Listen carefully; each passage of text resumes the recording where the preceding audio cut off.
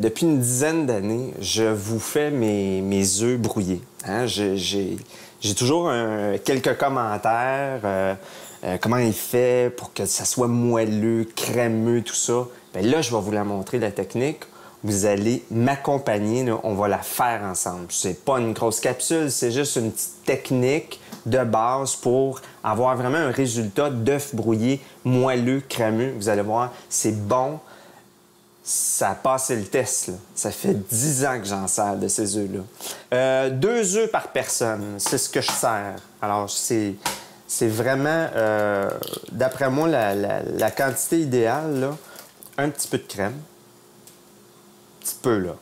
Puis on commence à fouetter légèrement. Là-dessus, petite pincée de sel. Noix de muscade. Quelques râpures de noix de muscade, comme ça. Un peu de poivre, comme ça. Mais je travaille, étant donné que je travaille avec une poêle de téflon, j'utilise le fouet recouvert de téflon. Donc, j'abîme pas du tout les ustensiles de cuisson. Quand je sers mes œufs, je l'accompagne tout le temps de cette saucisse-là. C'est saucisse pur veau, et puis ils l'ont confectionné avec une coiffe d'agneau. Ça parfume la saucisse et c'est vraiment très bon. Cette épaisseur-là, c'est pas long à la cuisson. On la débute ici sur le feu et ensuite, je la termine au four. Ce qui fait que quand j'ai terminé mes œufs brouillés, on sort la saucisse, on la taille, on fait une petite escalope et puis on sert. On la commence comme ça. Elle va colorer. On la débute. On attend une coloration. On tourne. On enfourne. Pendant ce temps-là, on fait nos œufs. Bon. On y va d'un coup, là. Là, ce que vous allez faire, c'est que si votre poêle elle est trop chaude, on va corner là, comme ça, là, les côtés. Et on remue avec le fouet. Puis vous allez voir que je travaille avec un emporte-pièce. Ça a 2 utilités. Premièrement, bon, esthétiquement, c'est très beau, esthétiquement, de mouler l'œuf brouillé. Mais deuxièmement, l'utilité de ça, c'est que ça conserve la chaleur de l'œuf. On fait le tour, là, toujours là, de la casserole là, pour aller là, corner, là, en fait, là, tout l'excédent de l'œuf. Et on le voit, là, la coagulation de l'œuf, elle commence.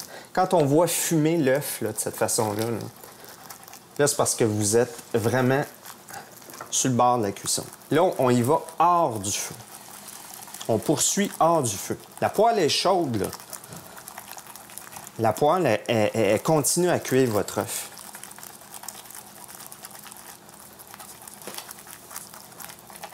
Et là, ben, on y va au goût. Selon les goûts, il y en a qui aiment ça un peu plus baveux. Moi, j'aime ça un peu plus cuit que ça, là.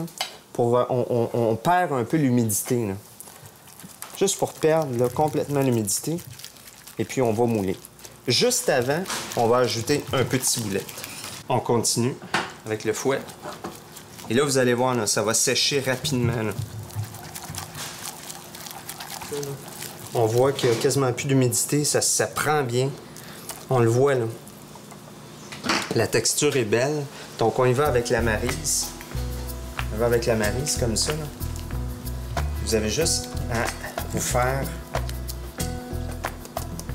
à accumuler ça sur le côté. Ensuite, on utilise une cuillère à soupe.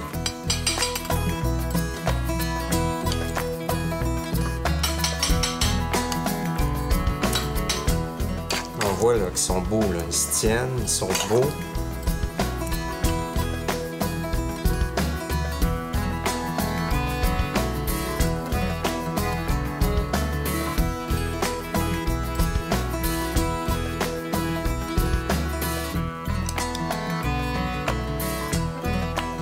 Vous avez vérifié votre saucisse qu'on a sortie au four. On y va au doigt. Vous allez voir, quand ça offre suffisamment de résistance comme ça, c'est prêt.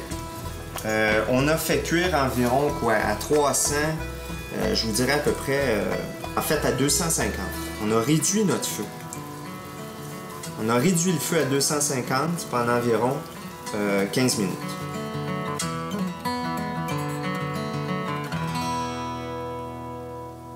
On démoule comme ça, votre œuf est chaud. Votre œuf il est chaud, il est moelleux, il est crémeux. En le fouettant régulièrement avec le fouet, on a empêché là, la coagulation rapide qui fait des grumeaux. C'est tout. On sert un peu de ciboulette ciselée et puis la saucisse qui est taillée en escalope. Ben, c'est ma technique, essayez-la. Vous allez voir, vous allez avoir un résultat crémeux et bien intéressant de l'œuf brouillé. Ça me fait plaisir de partager ça avec vous. Salut, bon appétit!